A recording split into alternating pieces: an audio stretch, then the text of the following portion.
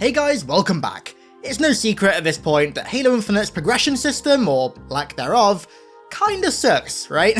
So today I thought it'd be kinda fun to design what I'm gonna coin the perfect Halo Infinite progression, unlock, and customization system.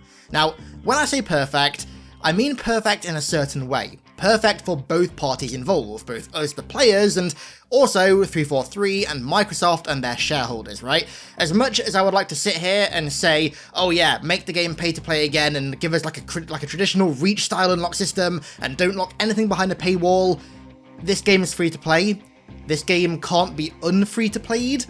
And as much as elements of that do suck, we have to accommodate for that. I want to really design a progression system in this video that I think is not only perfect, but also reasonable. Something that could actually be feasibly added to the game, not just a complete pipe dream, right? So bear that in mind throughout this video. As I said at the start, I'm going to talk about the progression element of it, but then also the kind of armor and cosmetic unlock element of progression, and also customization, because I feel like those three things are kind of intertwined a lot, and all three of those elements in Infinite kind of need some work right now, so timestamps will be on the timeline of the video if you want to skip to the customization section or the unlock section of the video, but I'd recommend watching it all because I think I've really designed something great here. So let's waste no more time and jump in. So starting off with the most important bit, the progression system.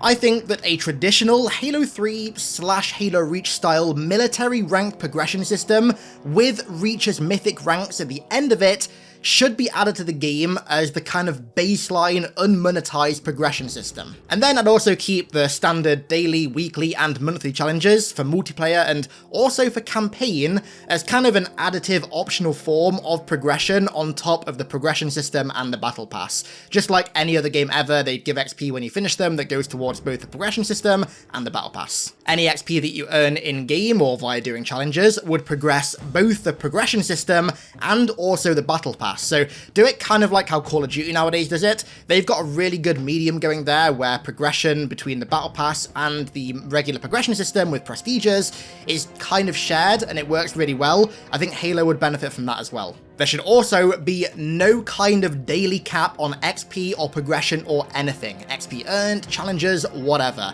There's zero reason to artificially impede someone's progress in the game because realistically, if you stop them from getting any more challenges or stop them from earning any more XP, all they're going to do is go and play a different game. So theoretically, you lose somebody who may have bought something in the store or may have helped to pump up your population numbers, and you don't want that. I don't see any reason to artificially impede progress.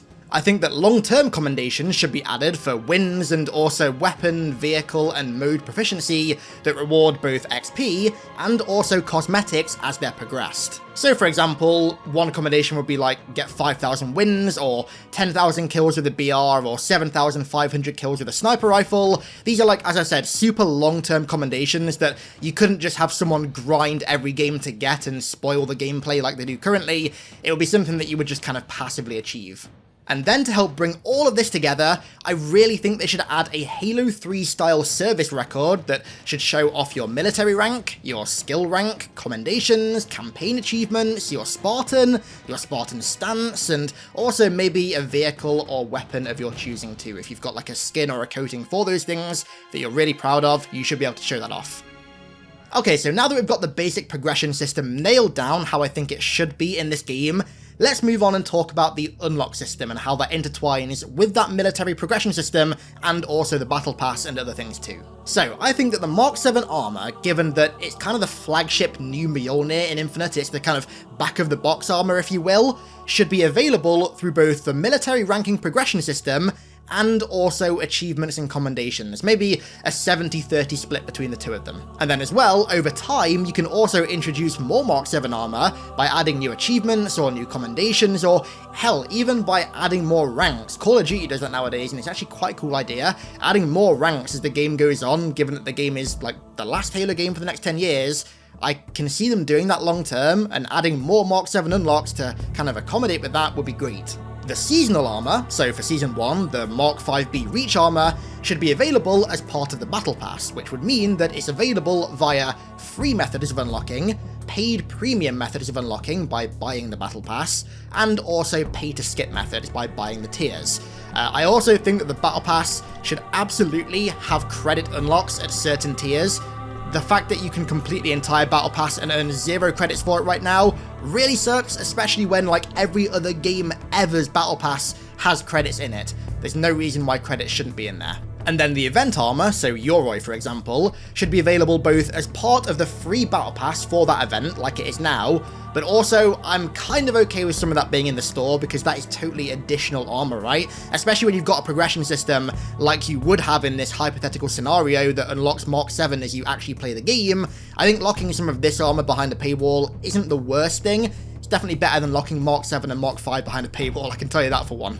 I don't have too much of an issue with the battle passes for these events being timed, but I don't like the idea of armor in the store being timed. I believe the store in Infinite should change to more of like a catalog, where you can browse it whenever you want and buy whatever armor piece you want from the store, as opposed to being like forced to buy something this week because it's going to disappear on Tuesday and it might never appear again.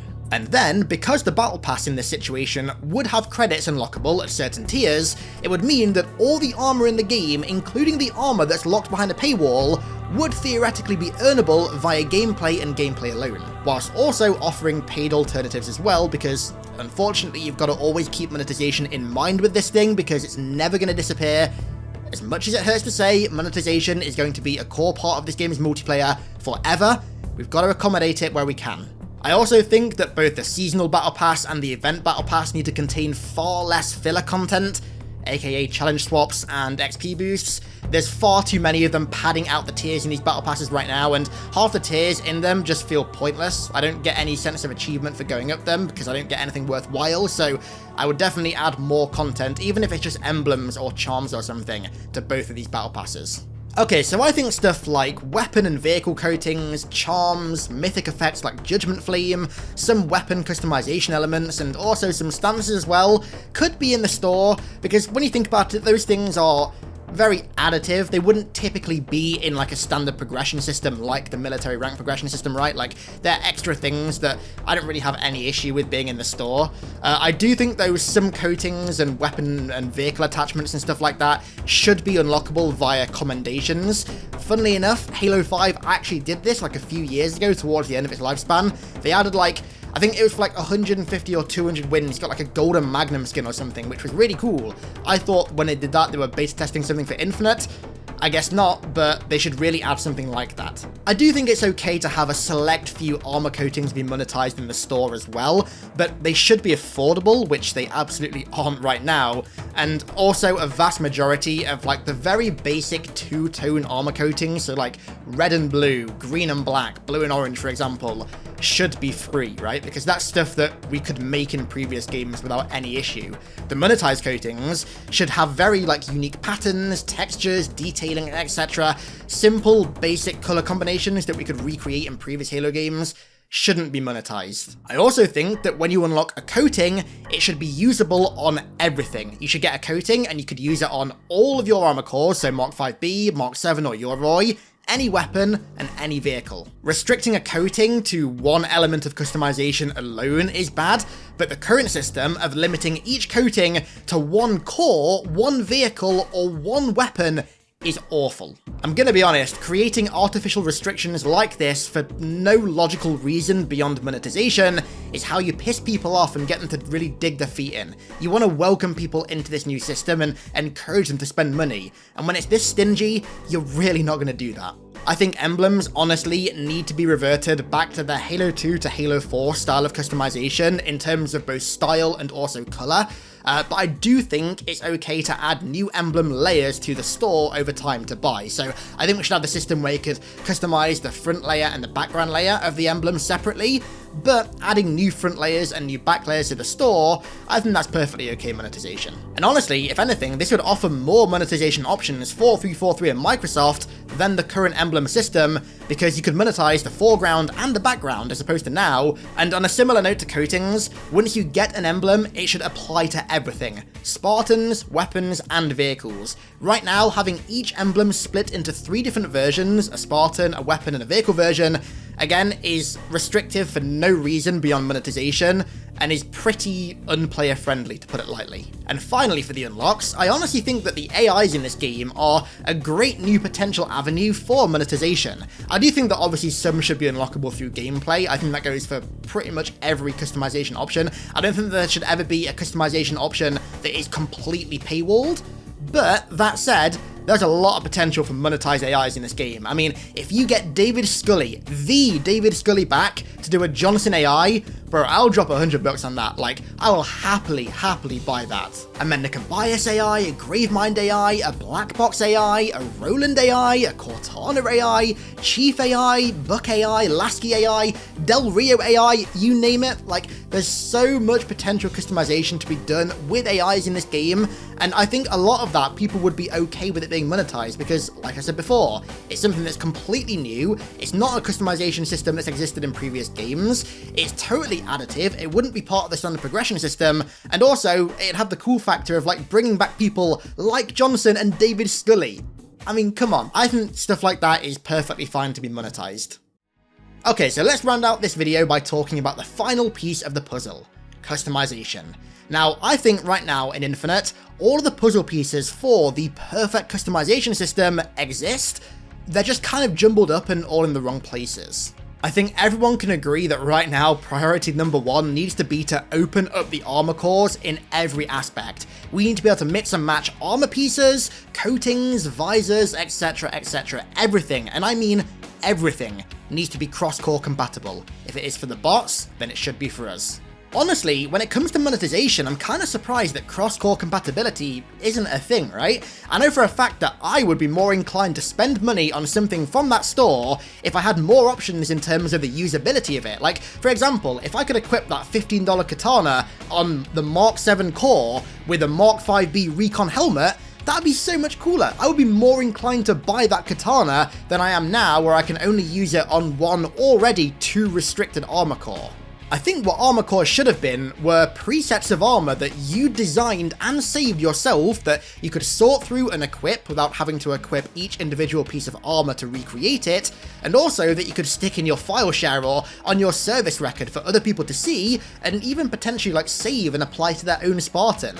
I think that would have been really cool to add like a social and sharing aspect and a community aspect to armor, right? But right now, the system is just terrible. I really think what they should have been, and this is going to sound a bit weird, right, but I think they should have basically been Call of Duty's custom classes, but for armor presets, for both Spartans and, fingers crossed in the future, elites as well. I also think that armor kits should be unlocked as well, and weapon kits too, and the esports skins are a prime example of this, right? I don't see any reason why I can't use my phase armor coating on Mark 5B, or why I can't use my Envy skin on Yoroi, or why I can't add like a blue team charm to my phase BR. I don't see a reason for that artificial restriction, and I think opening up armor kits like armor cores would be great as well. I really do think that once armor cores, and hopefully armor kits as well, are unlocked, and also once the systems behind unlocking armor are sorted and done in a much better way than they are now, all the kind of elements of customization will sort of naturally fall into place, and I think the Infinite's customization system will really live up to 343's better than Reach promise. I hope, at least. But that's what I'd ultimately like to see Halo Infinite's progression, unlock, and customization systems become.